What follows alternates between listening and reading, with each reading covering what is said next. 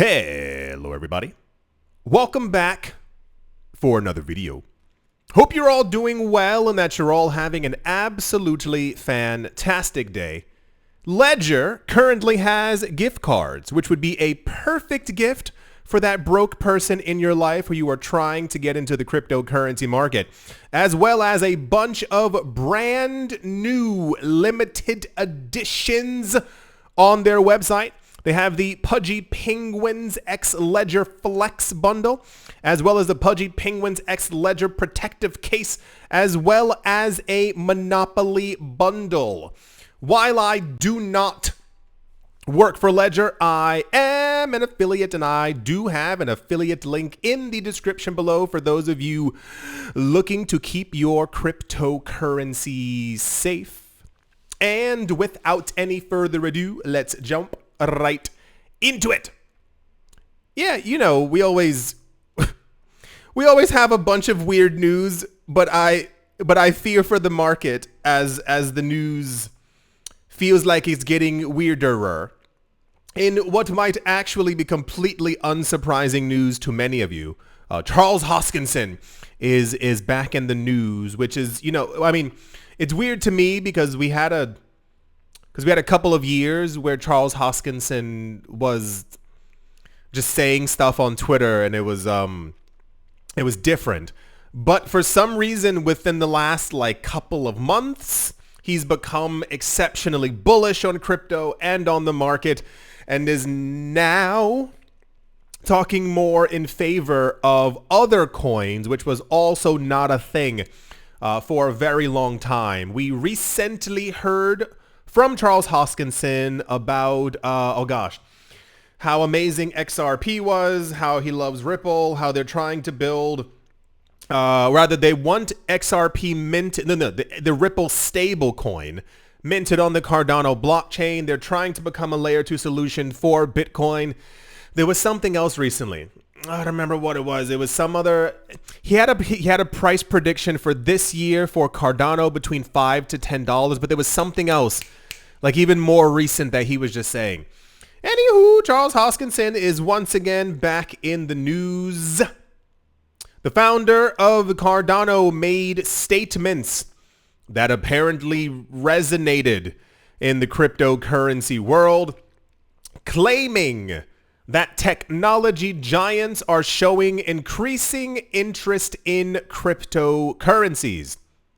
Hoskinson said that Amazon, Apple, Google, Microsoft, Meta, Nvidia, and Tesla want to integrate crypto wallets and stable coins into their platforms to trade directly with customers. Now, if we can all sit here if we can be as logical as humanly possible. Remember the other day, there was the news story, for those of you who missed the video.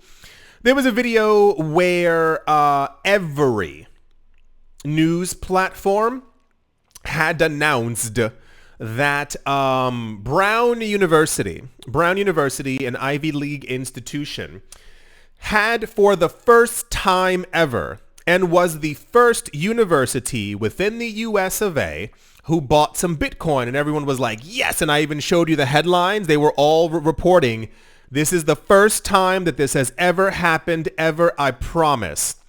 And then I show you an article from 2018 and 2021 that Brown, Yale, Harvard, University of Michigan, and other university had all been buying crypto, namely Bitcoin, since around 2018. Yeah, a little bit crazy, right? So they've been doing it for a very long time. It's not like it's new and it's, I'm air quoting, awesome, but it's like they've definitely been doing it before.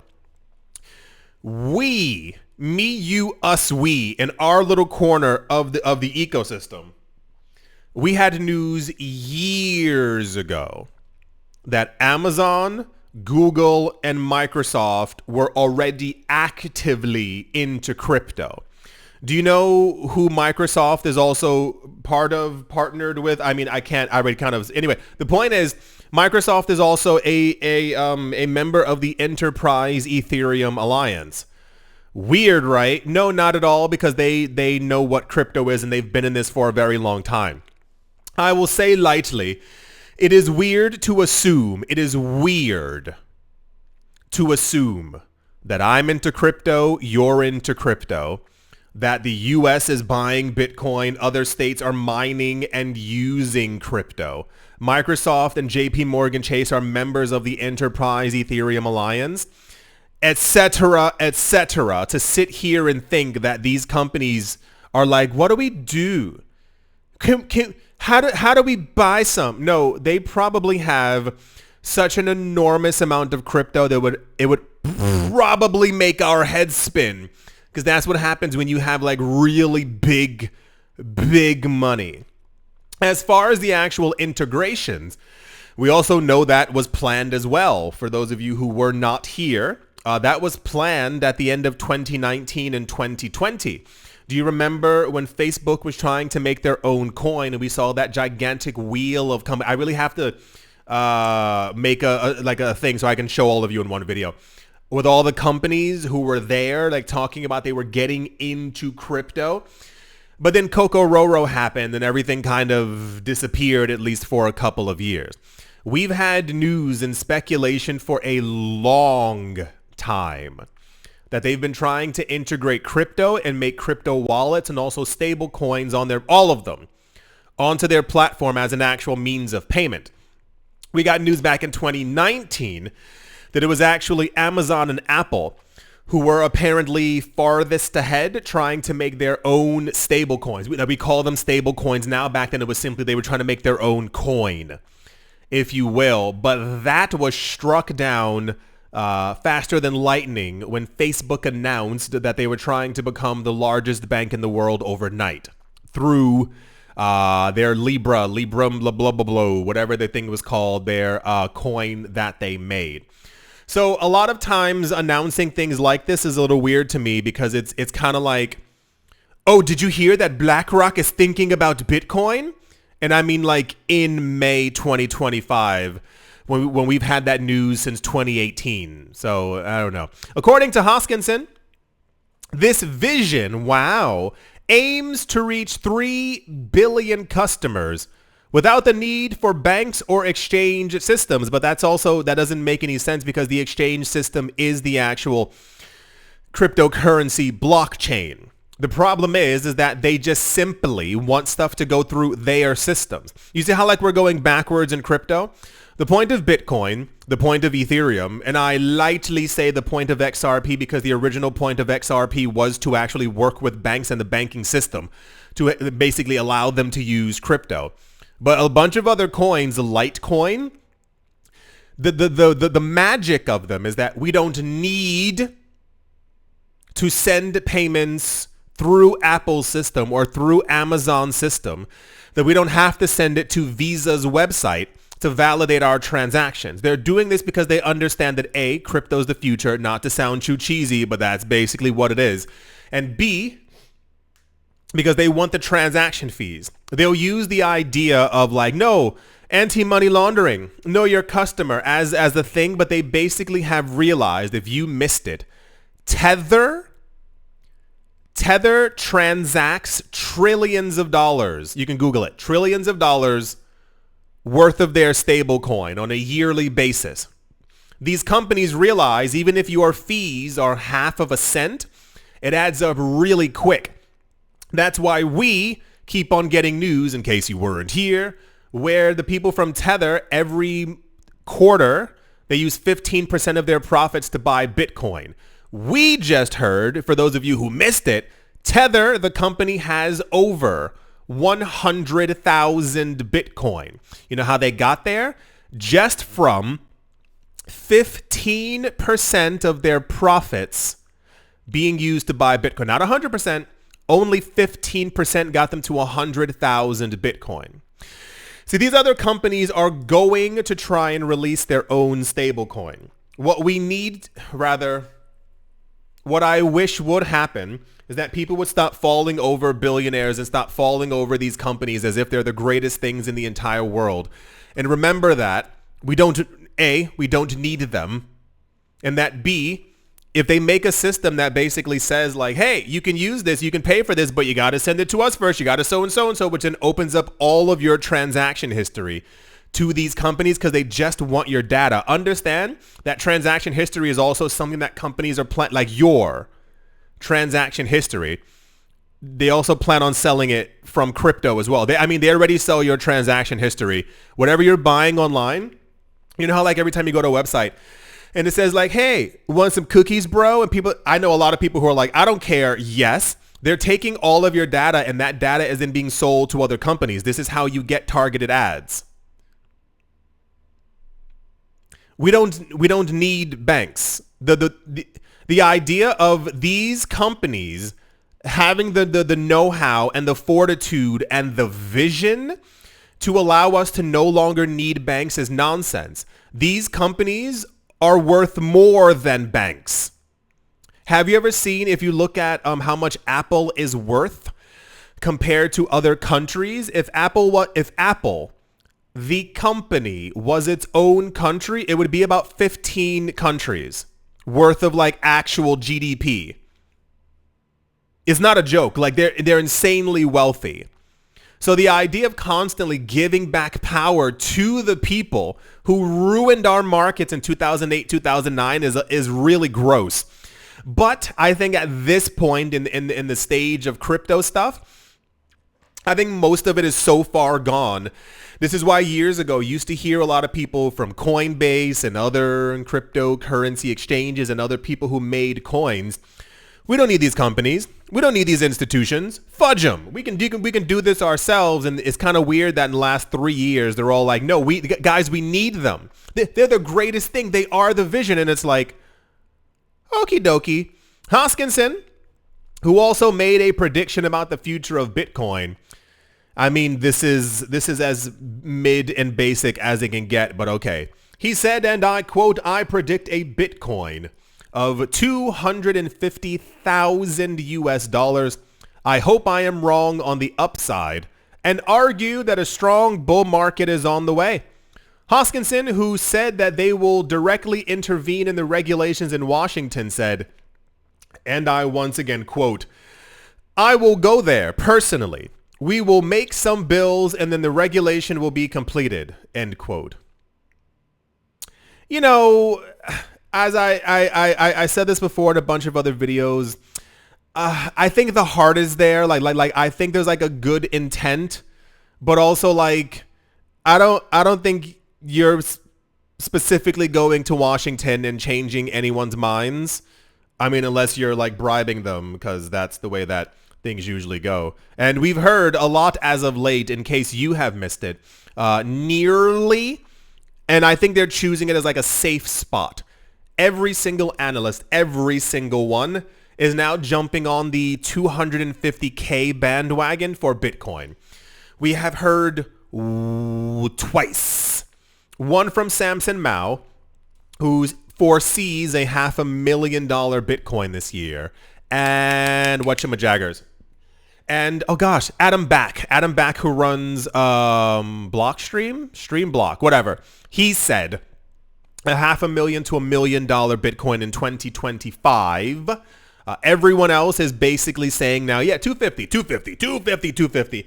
I think it's like a safe number so that when Bitcoin goes to like 275 or 300,000, they can then kind of become like mini oracles within this space, which is also how it works. People make like number predictions. This is why like a lot of times you'll hear me say, I'm like, yum, yum, yum, yum, yum. Like using my psychic powers, I can tell the future. Bitcoin's going to 110,000. And you know, it's meant to be a joke.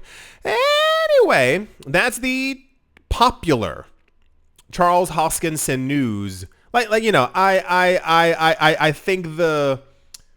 think he means well, like many other people within the space, but these companies are also so big, you can't really say no to them or about them because you will basically... That's the, whoa, 250,000. I never thought we'd hear that number for Bitcoin. It's definitely the first time we've ever heard that number as a price prediction for BTC. And yeah. Let's move on. Oh, I also found this one quite interesting, and you can put on your tinfoil hats if you choose to do so.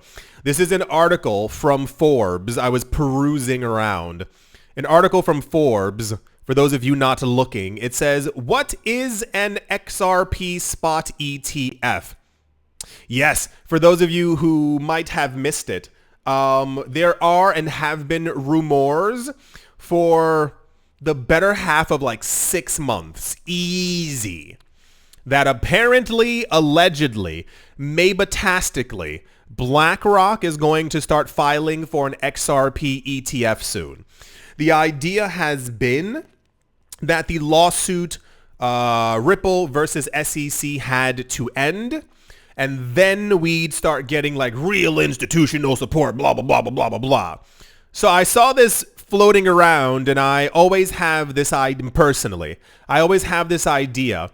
Why would Forbes waste their time writing an article specifically about XRP, but also like Forbes is for rich people. Let's draw the line in the sand.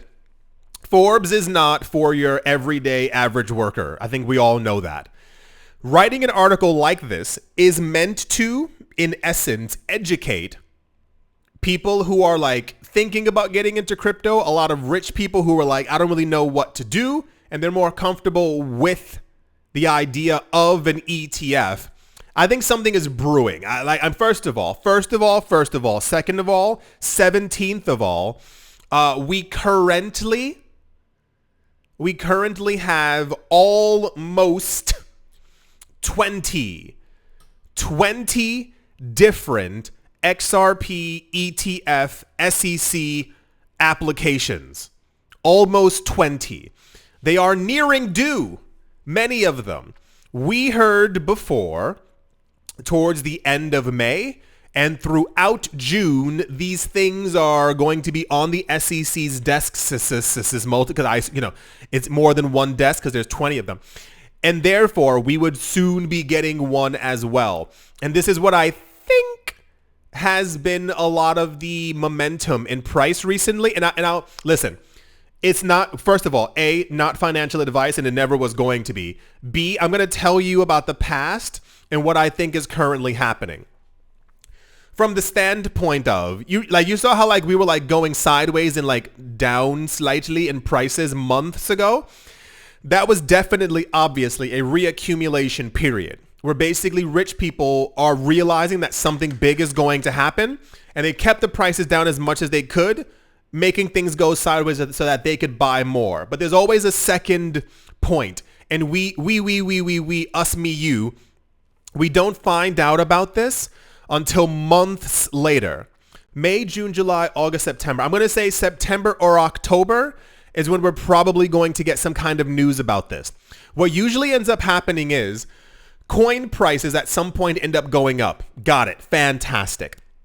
But we find out it's because that rich people figured out that something was about to happen, and they realized, rich people, that they had to completely overload on what they had before that news actually released, which would cause price chaos. So Ethereum, there was a lot of news that Ether was going down to 1,400 because the price kept on falling, which was obviously manipulation. And then out of nowhere, Ethereum goes up by 35%. Do you remember what's happening for those of you who don't remember? BlackRock has been in direct discussion with the US SEC to convert their Ethereum ETF into a staking ETF. We got news. Of course, everything lines up. We got news. Oh gosh, what was it? That the amount of Ether on crypto exchanges hadn't been this low since 2016. 2016. And I remember going blue in the face in that video, and 5 of you listened. That means they've been scooping Ether off of crypto exchanges while somehow getting the price to go down, making the supply more scarce in anticipation of BlackRock getting approval and every other ETF for Ether as well getting approval to be able to stake their ether while these corporations are literally buying all of it. The only way to create new ether is by owning ether and staking it. I don't think it's random either that XRP's price in the last, have you seen it in the last 2 weeks? A lot of people relatively soon are calling for a $4.50 XRP, a $5, $6 XRP by the time we get to like hot summer. Like, oh my gosh, it's hot outside. $6, and by the end of the year, we're getting a lot of more $10, $15, $20 XRP numbers. That movement up from the last couple of weeks tells me that we are probably getting very close to multiple XRP ETFs getting pushed through. And they know that once that news happens, there's going to be a frenzy. So you have to get in before. Everything always lines up. When I said like September, October, it's always the same. Something always happens within the market. We hear that things have gone bananas, and then at some point we end up getting a news story. Someone looks through the chain, someone looks through the information, or some company ends up going on CNBC and they go, yeah, we actually got a lot more into XRP around March and April because we were expecting the approvals. And it's like, he said it. We knew it was going to happen. This is what I think is happening right now. One of the two of the biggest stories in crypto right now, like the two biggest narratives, really, if you want to listen to me or not, I could actually care less. It's XRP and Ethereum. A lot of people are like really waiting to see what happens with XRP. Half of like an I told you so kind of thing, but also like this thing is heading to $100 and everyone wants to get on board. The other part is Ethereum. We had news. Remember when Ether was at 14 or 15, somewhere around there? There was news that once we broke through $2,000 per coin, that was when alt season would re-begin. Ethereum, whether you have it, own it, love it, like it, hate it, doesn't really matter. It also controls the movements of a lot of different altcoins. If Ethereum does exceptionally well, your altcoins are going to thrive. Not do well. They're going to do exceptionally well. I was looking around on Twitter at all the analysts, and I assume it's because of the breakthrough through, I think it was 2,200 or something like that. Listen, people are, once again, same exact thing for XRP. People are expecting a $4,000 Ether like soon. I saw nothing but discussions about by the time we get to winter for a $10,000 Ether. And I posted on Twitter, I said, understand this.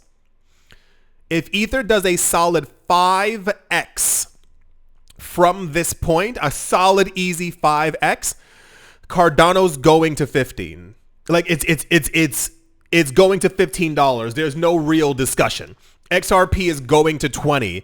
And that leads me to believe as well that the rest of the altcoins are going to lose their minds. This is exactly what I think that we've been seeing. It feels late because we should have been moving up earlier before in the year. But this is like the energy that I'm currently getting from the cryptocurrency space. It's all kind of lining up and adding up into this like really big pump in price. So like I said, I thought this article was interesting. Forbes would not do this for normal people. This is, as always, for other rich people to be like, hey, what's that thing? Let me learn more about it. The ETFs end up getting pushed through. They know where to put their money. Trying to tell you. Yeah, that's the Forbes XRP article. And yeah, let's move on. Also in the news, this is, sure, why not? Van Eck has filed for the first U.S. Binance coin ETF. The ETF aims to reflect Binance Coin's price performance and is pending SEC approval.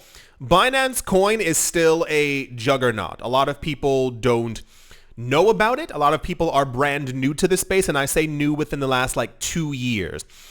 BNB, Binance, is backed by a lot of large companies as well. We got news years ago. Because of their burn mechanism and because of the success of Binance, they have a lot of big money flowing behind them. And years ago, Binance was actually called by a number of analysts kind of like the Amazon of the cryptocurrency space. So there's a Google, there's an Amazon, there's an Apple, yada, yada, yada, yada. But this was touted as the Amazon, kind of this thing that would come out of nowhere, have exceptional growth, and basically take over a large portion of the space. Binance Coin has a baked-in burn mechanism, which has been thriving for a very long time. We had news about this. This must have been about a month from now, from this point, that they recently burned, I think, a billion with a B dollars of their Binance Coin. I think it's quarterly that they burn a bunch of coins. There were 200 million Binance coins, and they're trying to burn to 100 million, potentially, with even going a little bit lower than that. So this is why we're seeing a filing for this as well. This is more heavily a long-term holding institutional kind of coin. I mean, I'm sure you've noticed, rather than some kind of like a hype coin. If you get a chance, even look at price charts for Binance Coin, and you'll see that even during heavy downturns for other coins, Binance Coin will consistently have 0.5% up on a day, 1% up over the course of a week. And you look at the actual charts of all the coins together, Binance Coin usually is outperforming every other coin within the market. American investment manager Van Eck has officially filed a registration statement with the US SEC to launch the Van Eck BNB ETF, an exchange-traded product designed to directly track the price of Binance Coin, the native assets of the Binance Coin chain. Filed on the 2nd of May under Form S1, the Van Eck BNB ETF would be the first U.S. registered ETF to offer exposure to BNB via direct token holdings should it receive regulatory approval. I'm going to assume, because this is how money works, Van Eck probably has a large amount of Binance Coin already.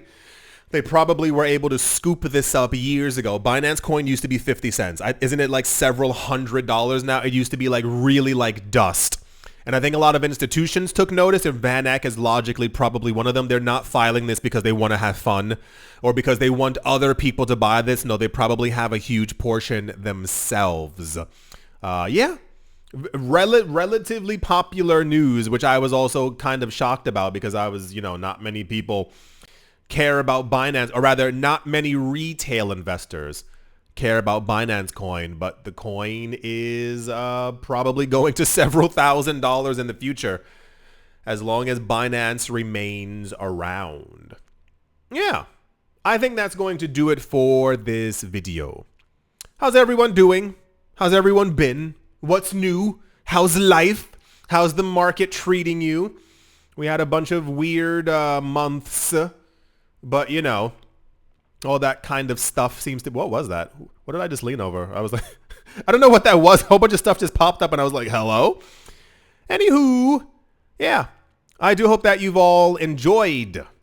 I do hope that you all are having a great day, morning, afternoon, evening, wherever you are, wherever the heck you might be. I do hope it is absolutely fantastic. Thank you all once again for watching, listening, liking, commenting, and supporting. And I will most certainly be talking to you all soon. See you.